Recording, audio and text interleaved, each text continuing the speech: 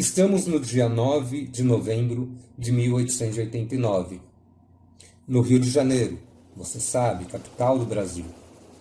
E agora à noitinha está acontecendo um baile, que não é um baile qualquer não, é o baile. É aquele que vai ser considerado o maior dos bailes já realizados até então. E o nosso imperador, o Dom Pedro II, ele dá ali uma tropeçada e ele diz assim: o monarca tropeçou, mas a monarquia não caiu. Só que caiu.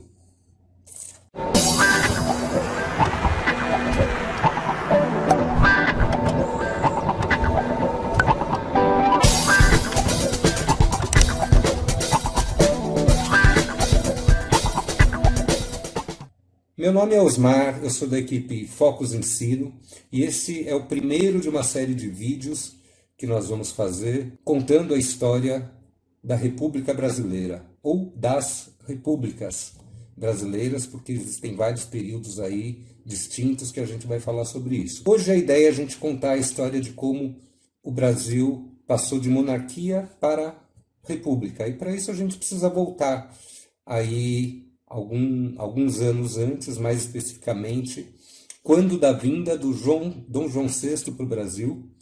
Você sabe, Dom João VI trouxe toda a corte aqui para o Rio de Janeiro e deixou príncipe regente, o seu filho, Dom Pedro I, que, por sua vez, proclamou a independência e se tornou, assim, um imperador, e o Brasil se tornou um país monarca, diferentemente de todos os países das Américas que se tornaram independentes, já sendo república. Então, um dos motivos principais do Brasil se tornar uma monarquia, e também por se tornar o Brasil com todo esse tamanho que ele tem hoje, é sim a vinda do Dom João VI ao país. Isso garantiu essa unificação, a monarquia e um regime escravocrata. Muito embora haviam monarcas que eram, já naquela época, abolicionistas. Um exemplo disso é o José Bonifácio. O José Bonifácio, você sabe, é o nosso patrono da independência. Eu vou ler aqui uma frase que ele disse, olha isso, olha. Que justiça tem um homem para roubar a liberdade de outro homem e, o que é pior, dos filhos deste homem e dos filhos destes filhos.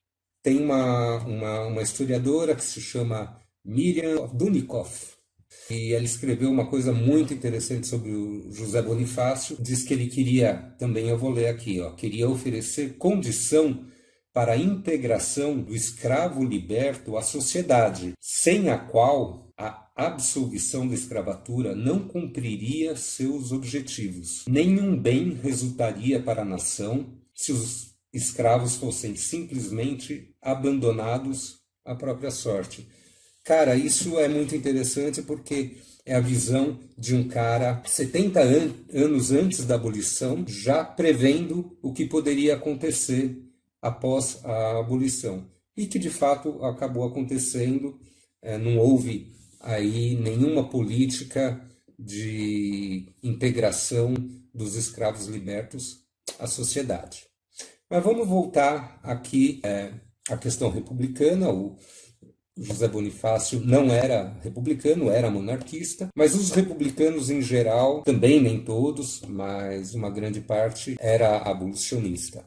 Muitos movimentos já foram deflagrados até antes da independência do Brasil, né? Você pega a Inconfidência Mineira, por exemplo, foi um movimento republicano, assim como a Conjuração Baiana e a Revolução Pernambucana. A Revolução Pernambucana, acho que a principal delas, pouco falada, em 1817, alguns republicanos chegaram de fato a tomar posse do estado de Pernambuco. Foi um movimento, eu acho que o maior movimento até então, e foi abafado como foram os demais.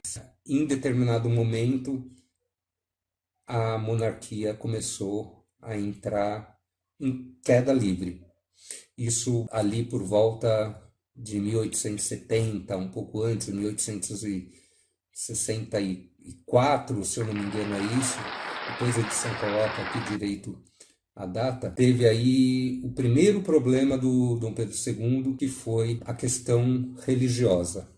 O que aconteceu foi que houve uma instrução do Papa para que todos os católicos que estivessem envolvidos com maçonaria ou com movimentos de maçonaria fossem excomungados. E Dom Pedro II se encontrou aí numa saia muito justa, porque ele era maçom.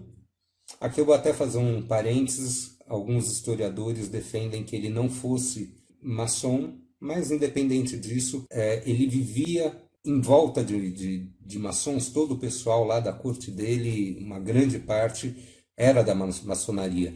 E por isso Dom Pedro II, de imediato, rejeitou, e isso já criou um entrevero, e Dom Pedro II perdeu um apoio que era um dos seus pilares, que foi aí o apoio da Igreja. Já na mesma época, 1870, foi o fim da Guerra do Paraguai.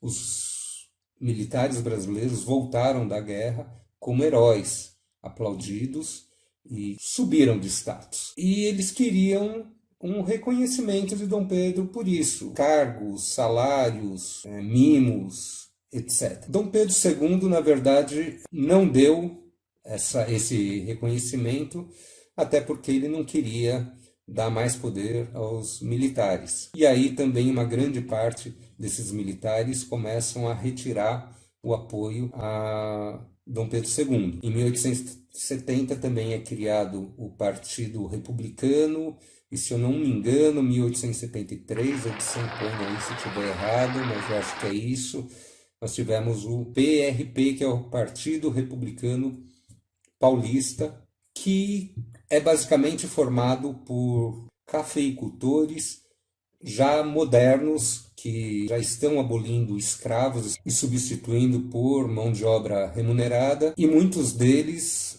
inclusive, já sem escravos, já trabalhando só com mão de obra remunerada. Estes também aderem à questão republicana. Nós temos também a questão da Inglaterra, a Inglaterra que tem uma influência muito grande e que para a Inglaterra não interessa mais o regime de escravos. A Inglaterra quer que se trabalhe com mão de obra remunerada para que os trabalhadores sejam também consumidores. A Inglaterra já está passando aí pela segunda revolução industrial. Então, assim, a gente pode sentir que república e abolição dos escravos caminham aí muito próximas. A partir desse momento, Dom Pedro já está perdendo apoio da Igreja, já está perdendo apoio dos militares, já está perdendo apoio de fazendeiros aí mais modernos. Ele ainda tem o apoio daqueles fazendeiros coronéis, aqueles que vivem praticamente da escravidão e sabem que a República vai trazer a abolição. Então, eles ainda mantêm um apoio a Dom Pedro II. Só para exemplificar como República e abolição caminham juntos, vou ler aqui um trechinho do Hino à Independência, que vai ser composto daqui a pouco, mais na frente, mas ele diz assim no trecho: se a edição puder, coloca a musiquinha, porque é um hino muito bonito, inclusive. Nós lembremos que escravos outrora tem nascido em tão nobre país. Hoje o rubro lampejo da aurora, achegamos não tiranos hostis. Olha isso. Nós nem cremos que escravos outrora tenha havido em tão nobre país. Hoje o rubro lampejo da aurora acha irmãos, não tiranos hostis. Bonito, né? O que acontece, cara, é o seguinte, que cada vez mais Dom Pedro, perdendo todos esses apoios, vai ficando pressionado. Cada vez mais nós vamos tendo republicanos, alguns por ideologia, outros que não são por ideologia, mas sabem perfeitamente que quando Dom Pedro II ceder à pressão da abolição, automaticamente vai ter uma virada nisso e o Brasil vai se tornar república. E em 1888, no dia 13 de maio, Dom Pedro II não está no país e a princesa Isabel acaba assinando a Lei Áurea, que é a lei que torna todos os escravos livres, não por livre e espontânea vontade, também não da forma que alguns contam, que ela fez isso à revelia de Dom Pedro II. Tem documentos, existe uma carta que ela enviou a ele dizendo que não existe outra forma, precisa assinar essa lei, e que Dom Pedro teria até dado um suspiro, ufa, se sentem pressionados ambos, e a própria princesa Isabel, ao assinar a lei, ela entende que ela está perdendo o que poderia ser o trono, né? De repente a princesa Isabel poderia suceder ali o Dom Pedro II e ser a imperadora do Brasil. E naquele momento ela está perdendo isso porque ela sabe que vai vir a República, mas ela sabe que também não existe muito o que fazer, e assina a Lei Áurea. E a partir daí vem os republicanos de última hora, que são exatamente os coronéis aí que vivem de escravos, que a partir daí já não tem muito o que fazer, sobretudo porque eles pedem indenização para o Dom Pedro II, né, após a abolição, porque para eles os escravos são propriedade privada deles e eles querem ser indenizados por isso. E Dom Pedro II fala não.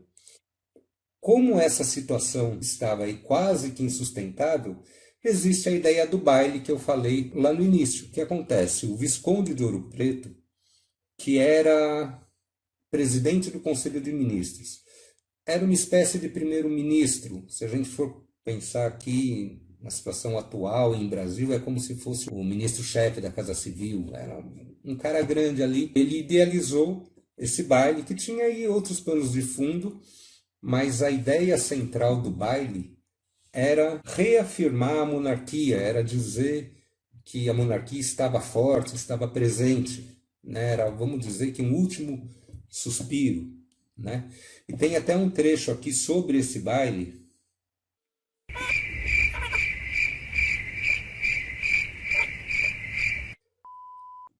Olha aqui que legal, ó. Os convidados desciam das barcas a vapor e moças em trajes de fadas e sereias os recepcionavam. O tilintar das taças se misturava aos risos e à música. Nunca se havia visto no Brasil tanto luxo. Tudo havia sido preparado para fazer do grande baile um evento inesquecível. A Ilha Fiscal, que era o nome do local, contava com um gerador que fornecia eletricidade para milhares de lâmpadas. Falam que eram 4.000 lâmpadas, eram 2.000 convidados, eram 2 lâmpadas praticamente para cada convidado. Além de milhares de velas, balões e lanternas venezianas, os holofotes dos vários navios da marinha, ancorados ali perto, faziam com que a ilha fosse o lugar mais iluminado do mundo. Assim dizia os jornais da época. Então, cara, esse baile tinha aí a finalidade de mostrar, olha, nós estamos aqui, a monarquia está de pé. Só que 6 dias depois, no dia 15 de novembro, o Marechal Deodoro da Fonseca, que não era republicano, depois a gente vai ver lá na frente, junto com Benjamin Constant, que esse sim era tenente-coronel e era republicano, e o Quintino Bocaiúva, que foi o responsável por unir esses 2 ícones da República, estavam aí fazendo a conspiração da proclamação da República. E 6 dias depois, a República foi proclamada. A gente vai ver no próximo vídeo, a edição vai deixar um link por algum lugar aí.